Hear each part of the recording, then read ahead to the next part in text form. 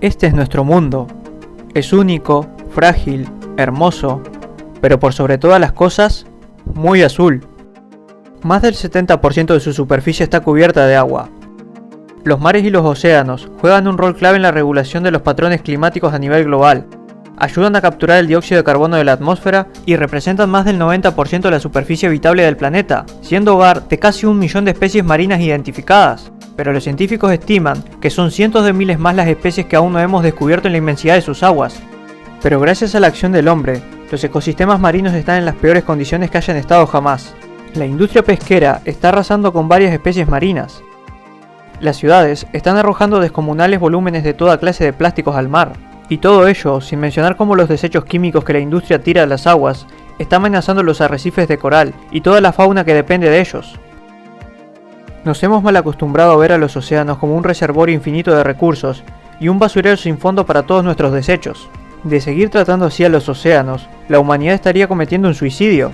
Déjame que te cuente que toda forma de vida en este planeta surgió de los océanos primitivos hace miles de millones de años, protegidos de la nociva radiación solar y de una atmósfera atiborrada de gases venenosos. Pero eso no fue todo, porque aquellos primitivos organismos microscópicos lograron desarrollar la fotosíntesis para alimentarse. De esta manera, comenzaron a absorber el dióxido de carbono de la atmósfera mientras liberaban oxígeno en la misma. A eso sumale que gracias a la fotosíntesis, estos organismos fueron capaces de sintetizar ese carbono en biomoléculas más complejas, y al momento de morir y caer a las profundidades, dejaban ese carbono atrapado en las rocas sedimentarias del fondo marino. A este proceso se le conoce como la bomba biológica, porque es como si se bombeara ese carbono de la atmósfera y se lo dejara fuera del ciclo. Para que te hagas una idea de la importancia de todos estos procesos, considera esto. Hace 4.000 millones de años, la atmósfera terrestre estaba compuesta por un 30% de CO2, un 10% de metano y un 60% de nitrógeno. En la actualidad, el CO2 nos representa más del 0,04%, el metano el 0,0002%, mientras que el oxígeno es el 21% y 78% de nitrógeno. Esto, como te imaginarás, resultó muy positivo para la vida, pues permitió una atmósfera capaz de protegernos de la radiación solar gracias al ozono, elemento compuesto por 3 átomos de oxígeno, a la par de que se retiraban los gases de efecto invernadero, posibilitando que la vida pudiera emerger a la superficie. Si es que aún no estás convencido de la importancia que tienen los océanos en tu vida, considera que los seres humanos hemos obtenido alimentos, protección y el medio de transporte más eficiente que existe desde el propio germen de la civilización. La cuestión a la que nos enfrentamos hoy es que los avances tecnológicos en prospección, minería submarina, tendido de cables y piscicultura ponen a nuestro alcance mayores cantidades de recursos. Pero la cosa no es tan sencilla. Los océanos cubren una superficie de 361 millones de kilómetros cuadrados, lo que supone el 71% de la superficie terrestre. Si metemos la pata acá, podría tener consecuencias para todo el planeta. Es en este contexto que surge el concepto de economía azul, la cual comparte los mismos principios que su hermana la economía verde, pero aplicada a los océanos. De hecho, es tan reciente que apenas en 2018 se realizó la primera conferencia internacional sobre economía azul en Nairobi. No, esa Nairobi no. Esa Nairobi. Pero a ver, pone para atrás. Perdón, es que no me pude resistir. Bueno, en la conferencia de Nairobi se trataron temas como la pesquería, minería, explotación de hidrocarburos, energías renovables, cableado submarino, comercio, logística y turismo. Pero a grandes rasgos, la economía azul busca replantear nuestra relación con los mares y océanos. A través de la búsqueda de consensos globales sobre la sostenibilidad de los ecosistemas marinos, a la par de dinamizar los sectores económicos vinculados a la explotación de los recursos oceánicos. Por todo lo que hemos visto en esta larga introducción, y procurando darle un enfoque local, vamos a ver cómo Argentina y Uruguay pueden trabajar juntos para impulsar la economía azul en el Río de la Plata. Pero antes de empezar, quiero decirles que este video está siendo patrocinado por Instituto de Mont. La pandemia continúa y las clases virtuales no son lo mismo, ¿no? Pues seguramente necesites una mano para repasar y preparar alguna prueba. Pues en Instituto de Mont vas a contar con todo el apoyo que necesitas para probar tus clases. Si van en este momento a sus redes, las cuales les dejo debajo en la descripción, y le dan este código, tienen un 15% de descuento. Y recuerda, lo que haces hoy puede mejorar todos tus mañanas. En Instituto de Mont te ayudan a lograrlo. Ah, y quédense hasta el final del video que hay sorpresa. Y sin más retraso, marcha video.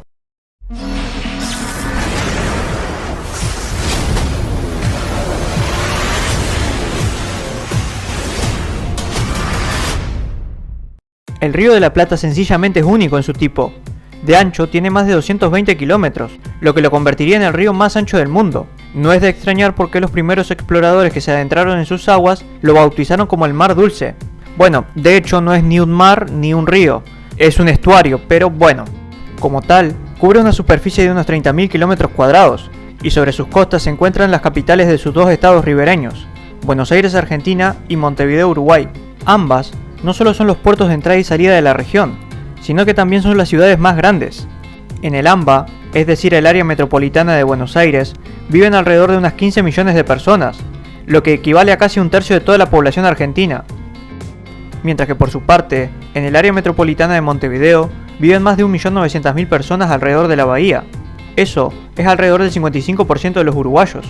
Pero centrándonos en el Río de la Plata, también cabe mencionar que tiene una importancia geopolítica trascendente, dado que estamos hablando de la antesala de los grandes ríos del Cono Sur, como el Paraná, el Paraguay y el Uruguay. Por lo que no es de extrañar por qué a lo largo de su historia, varias potencias hayan sido protagonistas de diversos enfrentamientos bélicos por su dominio. Pero en fin, aquí no vengo a aburrirlos con una clase de historia, sino a hablarles de economía azul. Y vamos a empezar hablando de los recursos pesqueros, y para eso tengo este mapa que nos muestra la producción primaria neta promedio de los océanos, el cual, dicho en español, muestra el volumen de producción de los organismos primarios que realizan la fotosíntesis, como las algas y el plancton. En sí no es muy complejo. La tasa calcula la cantidad de gramos de materia orgánica producida en un metro cuadrado en un periodo determinado, que por lo general es un año. La cifra que se obtiene de esta tasa es muy importante para poder evaluar la productividad de un ecosistema marino, pues serán estos pequeños productores primarios los que servirán como base de toda la cadena alimenticia de los organismos mayores. Si analizamos con detenimiento este mapa, veremos áreas de bajísima productividad orgánica indicadas en color azul, y otras de alta productividad en rojo. Apuesto que ya notaste cierto patrón, ¿no? Además de que el azul suele corresponderse con zonas a mar abierto, hay ciertos puntos rojos que se corresponden con la desembocadura de grandes ríos, como el Yangtze, el Mississippi o el Amazonas, y por supuesto nuestro querido Río de la Plata. La razón es bien sencilla. Los ríos arrastran sedimentos, los cuales contienen nutrientes y minerales que son aprovechados por las algas y el plancton para proliferar. De hecho, por esta razón es que a mar abierto hay muy poca productividad orgánica. Allí no hay continentes que le aporten sedimentos, ya sean los ríos o los vientos del desierto como en los casos de la costa occidental de África. La cuestión es que al Río de la Plata le encanta arrojar sus sedimentos al mar. Cada año arrastra entre 80 a 160 millones de toneladas de sedimentos. Estos sedimentos son aprovechados por los productores primarios, los cuales a su vez sirven de alimento para los peces, y estos a su vez para los lobos marinos que visitan Cabo Polonio. Pero en fin, ¿de qué nos sirve saber todo esto? Pues la demanda global de alimentos crece año a año, y las perspectivas marcan que la industria cárnica que más va a crecer va a ser la industria pesquera, y tradicionalmente la industria pesquera ha sido, bueno, ¿cómo decirlo? Bueno, que los Simpsons lo digan por mí. Observa.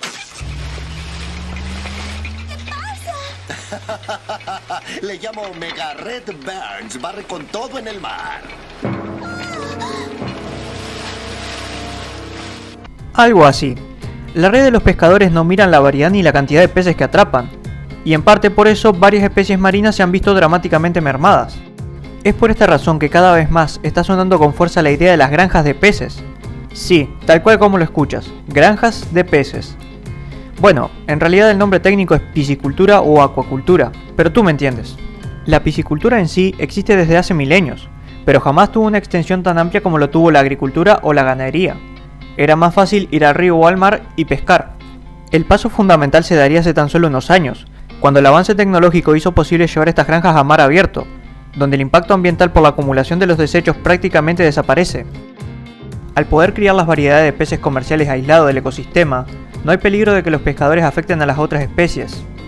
Y al llevar estas granjas a mar abierto, se mitigan muchos de los efectos negativos por la acumulación de los desechos, ya que estos van directo al fondo del mar. Además de la cría de peces, la acuacultura también permite la cría de crustáceos como camarones, cangrejos y langostas, así como de moluscos tales como ostras y mejillones. Y ya que estamos en el tema, les comento que también podemos hablar del cultivo de algas, porque sí, también son alimento, y muy nutritivas de hecho. Y si no quieres comer las algas, bien, porque pueden aprovecharse para muchísimas otras cosas. Por ejemplo, hacer biocombustibles más eficientes que los tradicionales. Cerrando por aquí con la acuacultura, cabe señalar que esta ya proporciona una amplia base de recursos alimenticios, principalmente en Europa y Asia.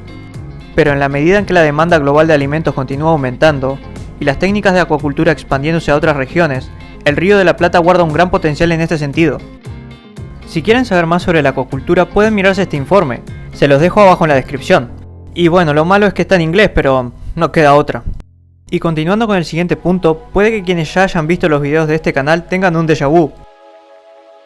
Porque si hay algo que no le falta al océano es energía, y para ser más preciso, energía limpia y abundante. Como tal, podemos aprovechar la energía de las corrientes submarinas, las olas de la marea, los vientos costeros, e incluso podemos aprovechar el gradiente salino, que se produce en la desembocadura de los ríos, para generar energía a través de un proceso llamado ósmosis. Pero esto de la energía osmótica ya lo vi en este otro video, por lo que aquí lo voy a omitir.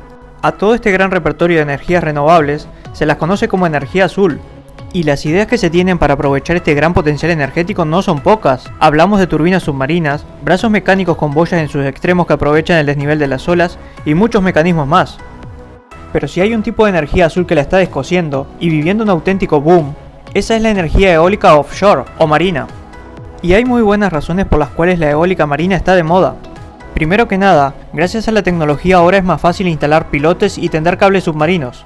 Segundo, en el mar los vientos son más fuertes y constantes. Tercero, las grandes ciudades y puntos de consumo suelen estar sobre el mar.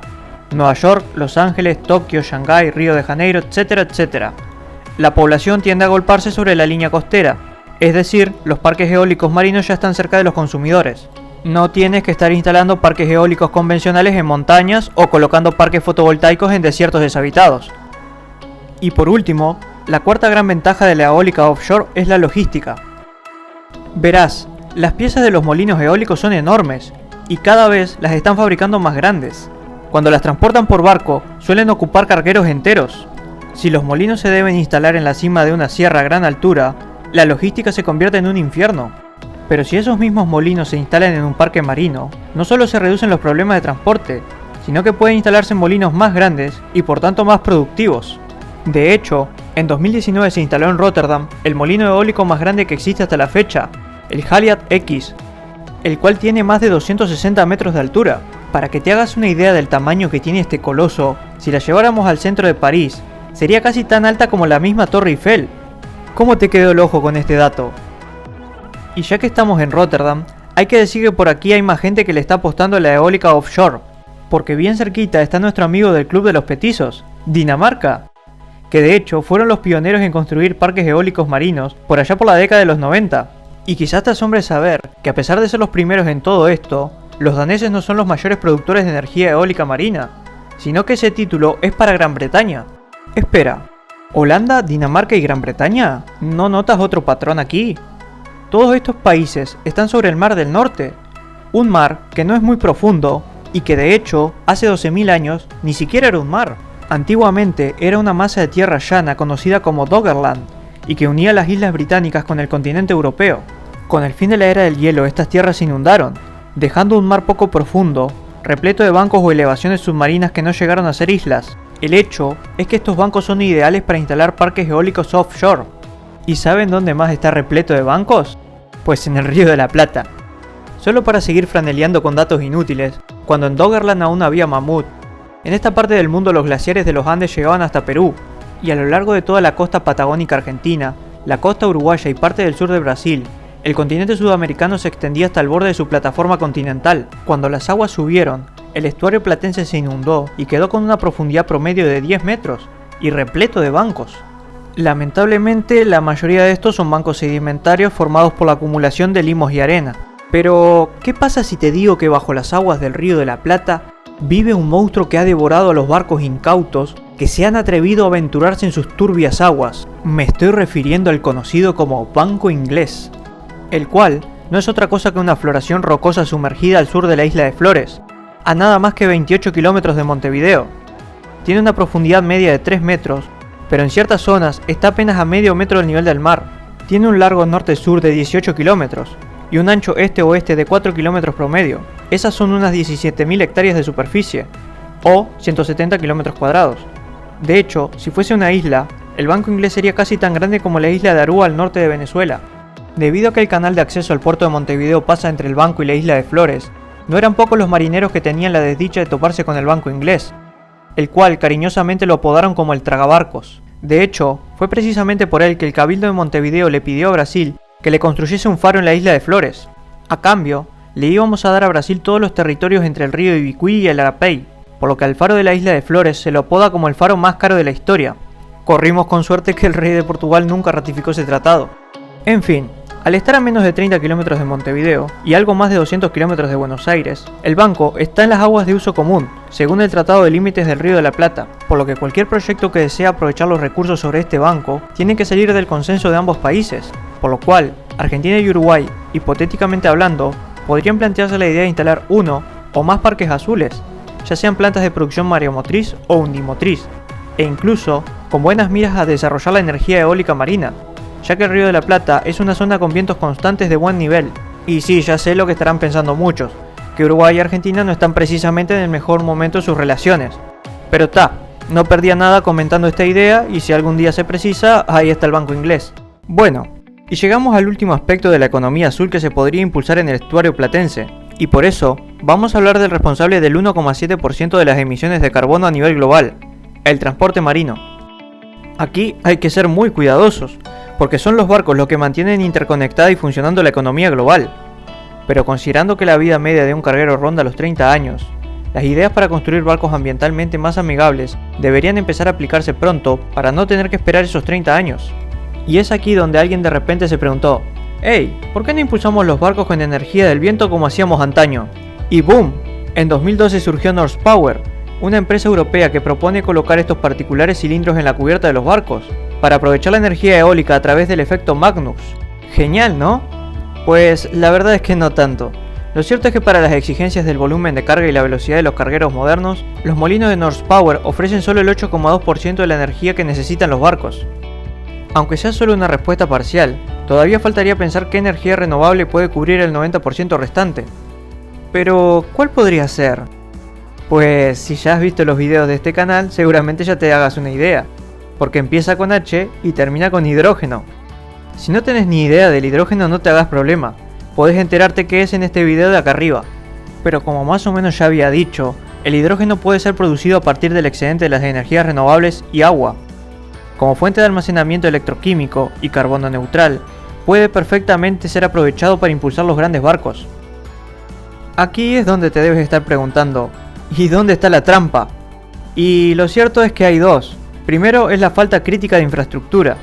No en todos los puertos un buque puede parar a recargar hidrógeno. Y de por sí, la carencia de infraestructura lleva a un aumento de los costos. Lamentablemente aún estamos hablando de una tecnología comercialmente en pañales. Y el segundo detalle es que el hidrógeno tiene una densidad volumétrica baja, es decir, que se necesita más espacios en términos de volumen para almacenar ese hidrógeno.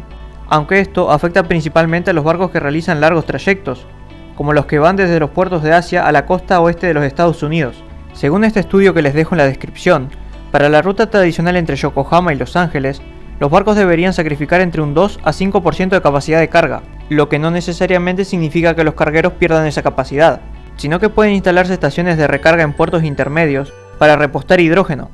Por un lado se sacrifica algo de tiempo, pero por otro, muchos puertos, muchos de ellos en regiones olvidadas, se verían favorecidos. Y en este punto déjenme hacer un paréntesis, porque en marzo de 2021 Uruguay lanzó su proyecto H2U, un plan piloto para producir hidrógeno verde aquí. Por supuesto, aún es temprano para hablar de una revolución, por eso lleva el nombre de plan piloto. Pero, por otra parte, es bueno ver cómo se empieza a esbozar una hoja de ruta para generar una estrategia nacional con miras al desarrollo de estas tecnologías. E hipotéticamente pensando, si Uruguay lograse convertirse en un productor de hidrógeno verde, Montevideo, por su posición geográfica, podría convertirse en un puerto de repostaje de hidrógeno para todos los buques de nueva generación que pasen por el Atlántico Sur.